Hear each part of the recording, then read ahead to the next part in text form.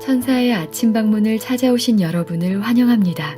오늘도 아침 예배 말씀으로 믿음과 위로의 시간을 갖게 되길 바랍니다. 성도 여러분 안녕하십니까? 오늘도 아침 예배에 찾아오신 성도님들을 진심으로 환영합니다. 혹시 지금 소망이 없다고 느끼시는 분들이 계십니까? 혹시 주변에 그런 분들이 계십니까? 오늘 말씀은 그런 분들에게 꼭 필요한 말씀입니다.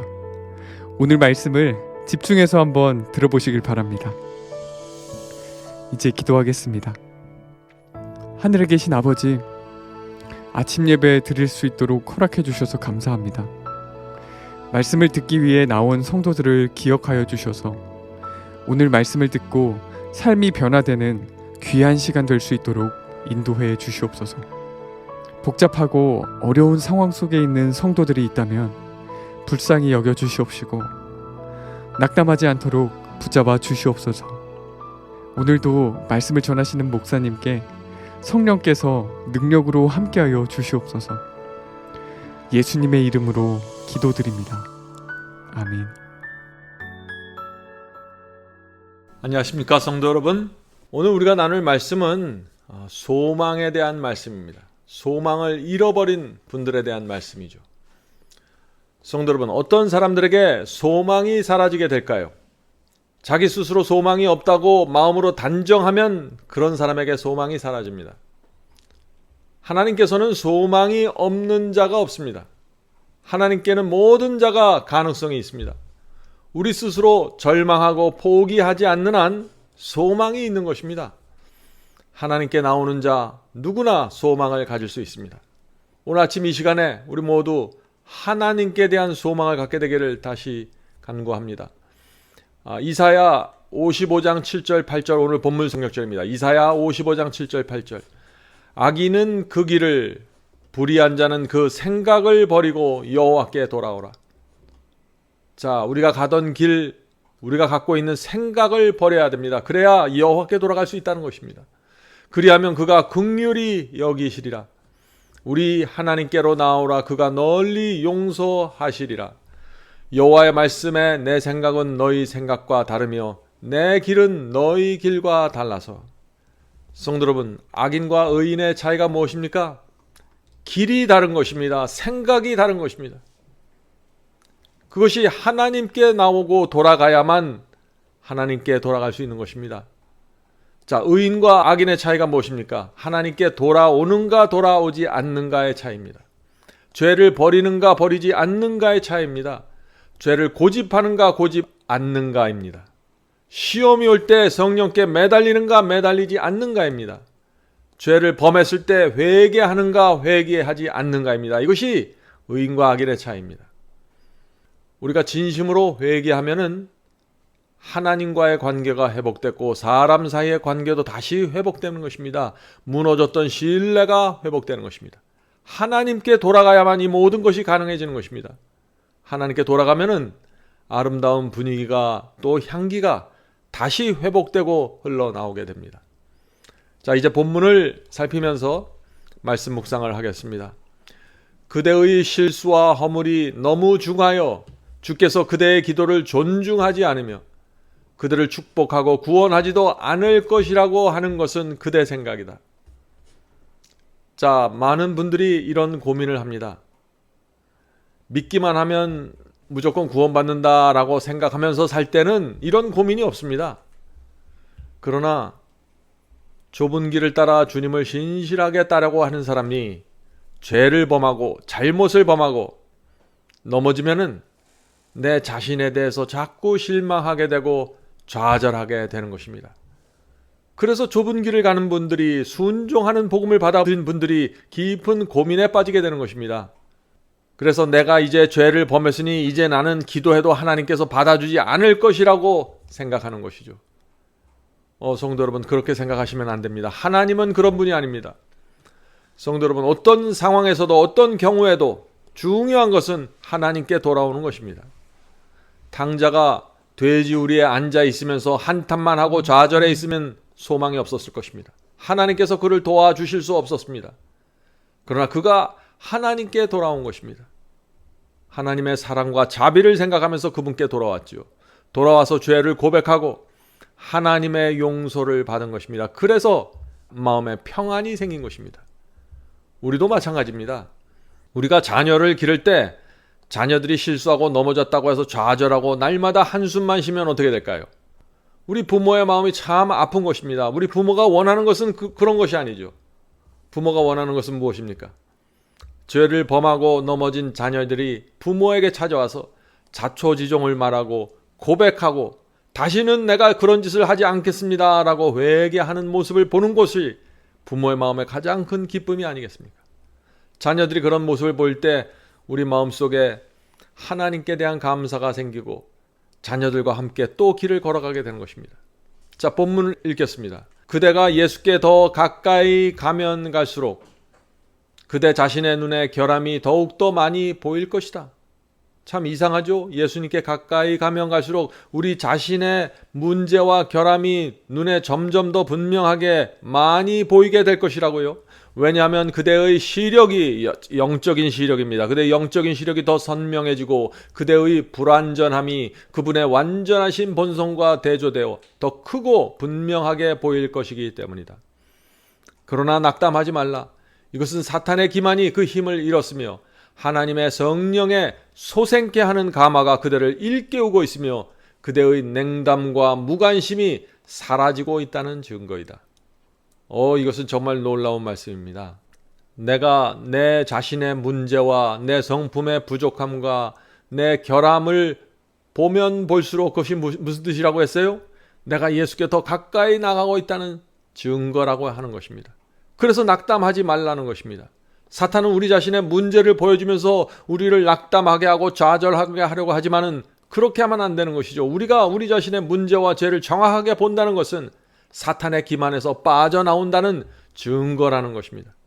전에는 사탄의 기만에 빠졌기 때문에 죄를 범해도 그것이 죄인지도 모르고 괴롭지도 않았습니다. 양심이 죽어있기 때문에 내가 죄를 범해도 전혀 괴롭지 않았습니다. 그러나 사탄의 기만에서 빠져나오기 시작하면은 진리를 정확하게 보기 시작하면은 양심이 살아서 움직이게 되는 것입니다. 양심이 진리의 말씀에 의해서 씻겨지면서 예민해지는 것입니다. 그래서 고민에 빠지게 되는 것입니다. 자, 여기서 사탄의 기만에 빠져나올 때라고 했는데 그것이 언제일까요? 거짓 복음을 믿었다가 빠져나오는 때를 말하는 것입니다. 성도 여러분, 오늘 우리 아침에 우리 자신에 대해서 양심적으로 좀 정직하게 되기를 바랍니다. 예정론을 믿으면은, 자, 예정론이 무엇입니까? 모든 사람이 이 세상에 태어날 때 하나님께서 구원과 멸망을 미리 결정해 놓으셨다는 것이죠. 그런 식으로 믿으면은 죄에 대해서 고민할 필요가 없는 것입니다. 모든 것은 하나님의 예정에 의해서 결정되기 때문에 내가 죄를 짓든 죄를 짓지 않든 상관없는 것입니다. 나는 하나님께서 정하신 예정대로 구원받는 것입니다. 내가 교회 다니기만 하면 말이죠. 그렇게 될 때는 죄에 대한 고민이 없다는 것입니다. 내 자신의 정확한 문제와 결함을 볼 수 없다는 것이죠. 자, 믿기만 하면 구원받는다는 복음 오늘날 기독교에 많죠? 십자가 은혜가 내 모든 죄를 덮어줌으로 더 이상 죄와 불순종에 대해서 고민할 필요가 없다라는 그런 복음 말이죠. 죄와 불순종에 대한 고민을 사라지게 하는 거짓 복음입니다. 적당히 타협하면서 살아도 마음이 늘 편하게 되는 그런 복음이죠. 그러나 그런 거짓 복음으로부터 빠져나와서 진리가 무엇인지 정확하게 보기 시작하면 주님께 가까이 가게 되고 내 부족함이 분명하게 보이게 된다는 것입니다. 그런 사람들은 죄를 범할 때마다 진리가 무엇인지를 알기 때문에 십자가의 은혜와 사랑이 무엇인지 알기 때문에 너무나 죄송하고 부끄럽게 되는 것입니다. 그래서 나를 자꾸 책망하게 되는 것입니다. 그러나 그것은 성령께서 우리 속에서 역사하고 있다는 증거라는 것입니다. 성도 여러분, 이것을 잊지 마시기 바랍니다. 진리를 정확하게 보지 못하면은 내가 주님과 멀리 떨어져 있으면 그런 성령의 역사가 일어날 수가 없는 것입니다. 그러나 주님께 가까이 가고 진리를 점점 더 분명하게 보면 내 삶 속에 있는 죄들이 보이고 불순종이 보이게 됩니다. 그리스도를 닮지 않는 나의 못된 기질과 성품이 보이게 되는 것입니다. 그래서 우리가 괴로움에 빠지고 고통에 빠지는 것이죠.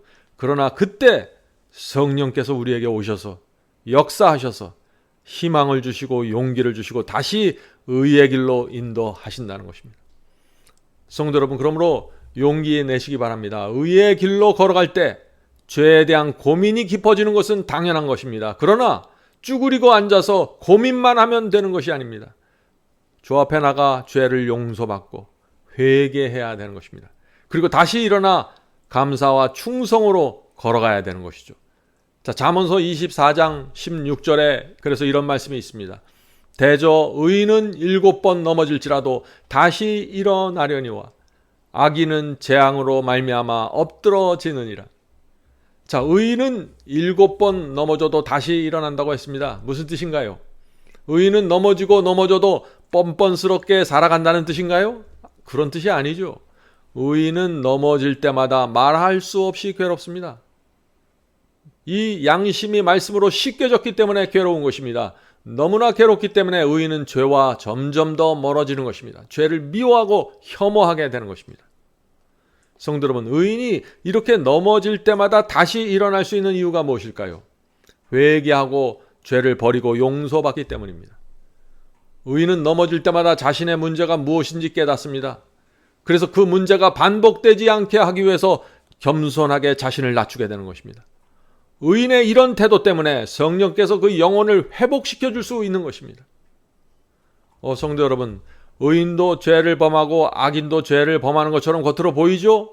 그러나 실제로 그들 마음속에서 이루어지는 경험은 전혀 다른 것입니다. 의인은 넘어지고 쓰러질 때마다 교훈을 받습니다.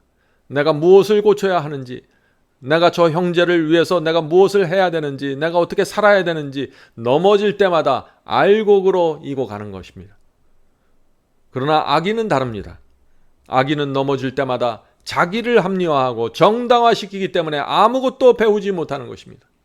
진정한 회개로 들어가지 못하게 됩니다. 이것이 가라지의 모습입니다. 자, 계속해서 본문을 보죠. 자신의 문제와 죄를 보지 못하고 깨닫지 못하는 사람은 주님을 사랑하는 사람이 아니다. 은혜로 변화된 영혼은 그리스도의 거룩한 품성을 흠모할 것이다. 성도 여러분, 이것이 중요합니다. 주님을 진심으로 사랑하는 사람, 은혜 아래 거하는 사람은 그리스도의 품성을 사모하게 되는 것입니다.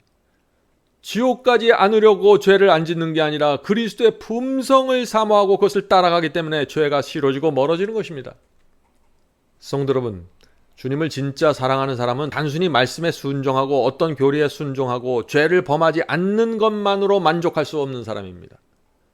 주님을 사랑하는 사람은 끊임없이 하나님의 그리스도의 성품을 바라보고 닮으려고 하게 되는 것입니다. 자, 베드로후서 1장 4절이죠. 베드로후서 1장 4절입니다. 이로써 이 보배롭고 지극히 큰 약속을 우리에게 주사 이 약속으로 말미암아, 자, 주께서 우리에게 주신 이 큰 약속이 무엇인가요? 너희로 정욕을 인하여 세상에서 썩어질 것을 피하여 신의 성품에 참여하는 자가 되게 하려 하셨으니. 성도 여러분, 우리에게 주신 큰 약속이 무엇입니까? 신의 성품에 참여하는 자가 될 수 있다는 약속을 주신 것입니다. 신의 성품, 그리스도의 성품을 닮을 수 있다는 약속을 주신 것입니다. 이 약속이 우리 마음속에 새겨지면은 그리스도의 성품을 담기 위해서 내 모든 것을 드리게 되는 것입니다. 굴복하게 되는 것입니다. 베드로전서 2장 9절 보겠습니다. 베드로전서 2장 9절. 너희는 택하신 족속이요 왕같은 제사장들이요 거룩한 나라요 그의 소유가 된 백성이니 이는 너희를 어두운 가운데서 불러내어 그의 기이한 빛에 들어가게 하신 이의 아름다운 덕을 선포하게 하려 하심이라. 우리를 어둠 속에서 불러내신 이유가 무엇입니까? 우리를 바벨론의 어둠 속에서 불러내신 이유가 무엇이에요? 우리를 왕같은 제사장으로 삼으셔서 하나님의 아름다운 성품을 이방인들에게, 주변 사람들에게 전하고 선포하게 하기 위해서입니다. 성도 여러분, 우리가 왜 순종합니까? 우리가 왜 죄를 버리려고 합니까? 그리스도의 성품을 담고 싶기 때문에 그렇게 하는 것입니다. 자, 이제 이어지는 중요한 말씀이 있습니다. 그러나 우리가 자신의 도덕적 결함을 보지 못한다면 그것은 우리가 그리스도의 아름다움과 탁월함을 보지 못했다는 증거이다. 내 자신의 문제와 내 성품의 결함이 무엇인지, 내가 어떤 못된 기질을 갖고 있는지 이것을 보지 못하면 무슨 뜻이에요? 그것이 그리스도의 아름다운 성품과 그리스도의 위대함을 보지 못하고 있다는 증거라고요. 우리가 우리 자신에게서 자랑할 만한 것을 더 적게 보면 볼수록 우리는 구주의 무한한 순결함과 자애 가운데서 자랑할 것을 더욱더 많이 보게 될 것이다. 우리 자신의 죄된 모습은 우리로 하여금 죄를 용서할 수 있는 그분께로, 주님께로 나아가게 한다. 성도 여러분, 주님을 사랑하는 사람들은 두 가지를 보게 됩니다. 첫째는 주님이 얼마나 순결하고 자애로운 분인지 보게 됩니다. 주님의 사랑과 자비가 얼마나 많은지 보게 되는 것입니다. 주님을 사랑하면 그것이 눈에 들어온다는 것입니다. 주님의 사랑과 자비를 정확하게 보니까 주님을 사랑하게 되는 것입니다. 자, 둘째는 내가 얼마나 죄된 사람인지 보게 됩니다. 주님을 정확하게 보니까 내가 얼마나 죄된지를 보게 되는 것이죠. 주님을 사랑하면 할수록 내가 얼마나 부족한지 깨닫게 됩니다. 그러나 주님을 진심으로 사랑하고 주님을 진짜 아는 사람들은 절망하지 않습니다. 내가 얼마나 부족한지 알아도 절망하지 않는다는 것이죠. 왜 그럴까요? 주님의 사랑과 자비가 얼마나 깊고 큰지 알기 때문입니다. 아버지를 알기 때문이죠. 주께서 나를 얼마나 용서해 주려고 기다리고 계신지 알기 때문입니다. 그래서 당자처럼 주님께 달려가게 되는 것입니다. 그리고 당자가 받은 그 용서를 나도 받고 아버지를 위해서 온 마음을 다해 충성과 감사의 생애를 살게 되는 것입니다. 이것이 성경이 말하는 복음입니다. 자, 계속해서 본문 읽겠습니다. 하나님께서는 인간이 인간을 취급하듯이 우리를 취급하지 않으신다. 하나님의 생각은 자비와 사랑과 가장 부드러운 동정으로 가득 차 있다. 주님은 풍성하게 용서하실 것이다. 하나님께서는 내가 짙은 구름에 사라진 같이 그대의 허물을 제하여 버렸다고 말씀하신다. 하나님은 이렇게 용서하기를 좋아하시는데 우리는 죄를 범한 우리의 형제와 자매를 어떻게 바라봅니까? 많은 경우에 정죄합니다. 지난번에 범한 그 죄를 또 범했구나 하면서 한심하게 쳐다보죠. 지난번에 그 죄를 범했는데 이번에 또 그 죄를 범했다고 책망하는 것입니다. 그러나 하나님께서는 그렇게 우리를 바라보지 않는다는 것입니다. 우리를 용서해 주실 때마다 한 번도 죄를 범한 적이 없는 그런 사람처럼 우리를 대해 주시고 죄를 사해 주신다는 것입니다. 얼마나 감사합니까? 하나님의 사랑과 자비에 거기에 우리의 소망이 있는 것입니다. 자, 계속해서 읽겠습니다. 위를 쳐다보라. 시험과 시련을 당하고 낙담에 처한 그대들이여 위를 쳐다보라. 쳐다보는 것이 항상 안전하다. 어디에 안전이 있다고 했습니까? 위를 쳐다보는 것이 안전하다고 한 것입니다. 나를 바라보고 사람들을 바라보면 실망과 낙담의 늪에 빠지게 됩니다. 빠져나올 수 없습니다. 그러므로 어떤 상황에서도 위에 계신 주님을 바라보아야 하는 것입니다. 계속해서 읽겠습니다. 확실한 것은 아무것도 없다. 그러나 그대 위에 있는 하늘은 조용하고 일정하다. 위로 오르는 모든 자들에게 하나님의 도우심이 있다. 무한하신 분의 손은 강한 힘으로 그대를 붙잡고자 하늘의 성체를 넘어 내뻗으신다. 만일 그들이 믿음으로 당신을 바라보면 힘센 조력자께서는 가장 실수가 많고 가장 죄된 자를 축복하고 일으키며 용기를 주기 위해 가까이 계실 것이다. 그러므로 죄인은 위를 쳐다봐야 한다. 성도 여러분, 오늘도 위를 바라보시길 바랍니다. 여러분이 지금 처한 상황이 아무리 힘들고 아무리 큰 죄에 빠져 있을지라도 위를 바라보면은 소망이 생깁니다. 넘어지고 쓰러졌을지라도 위를 바라보십시오. 주님의 사랑과 자비가 여러분을 향해서 기다리고 있습니다. 시편 37편 23절 24절입니다. 시편 37편 23, 24. 여호와께서 사람의 걸음을 정하시고 그의 길을 기뻐하시나니 그는 넘어지나 아주 엎드러지지 아니함은 여호와께서 그의 손으로 붙드심이로다. 이것이 오늘 하나님께서 우리 모두에게 주시는 약속입니다. 우리가 살아가면서 넘어질 수 있습니다. 그러나 엎어져서 그냥 누워 있으면 안 되는 것입니다. 빨리 일어나서 하늘 아버지께 달려가야 됩니다. 주님의 손을 붙잡고 일어나시길 바랍니다. 오늘도 우리 모두 하늘 아버지 바라보면서 힘차게 살게 되길 간절히 바랍니다.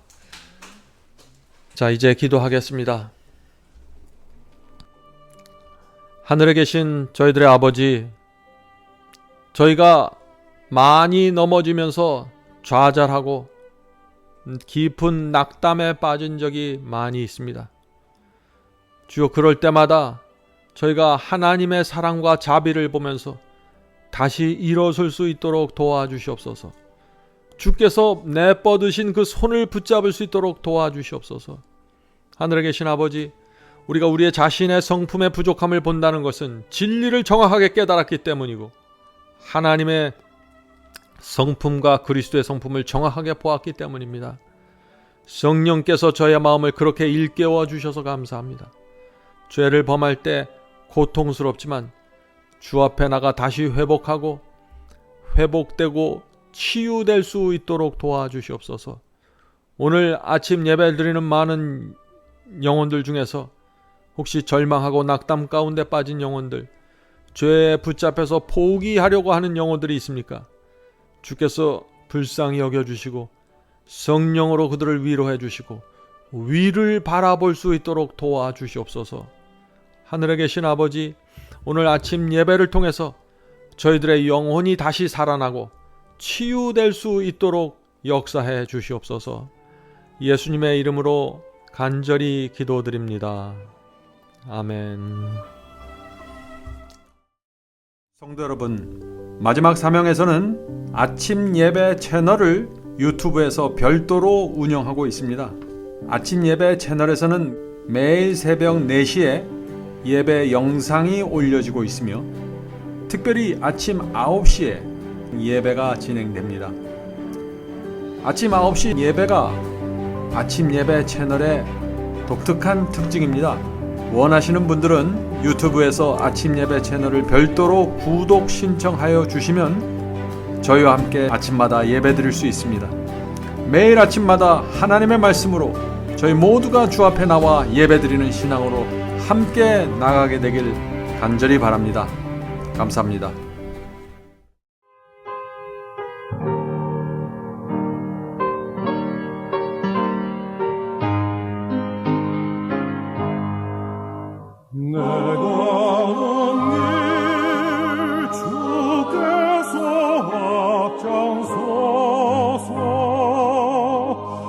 사랑의 손길로 인도하네.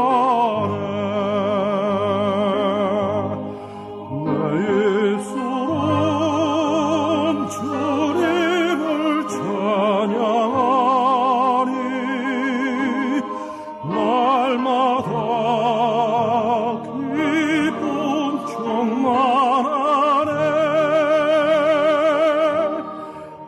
가는 길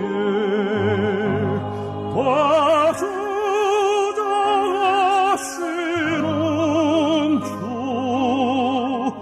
본향으로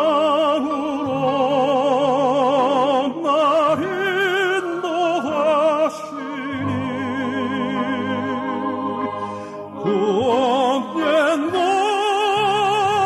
내 삶 끝나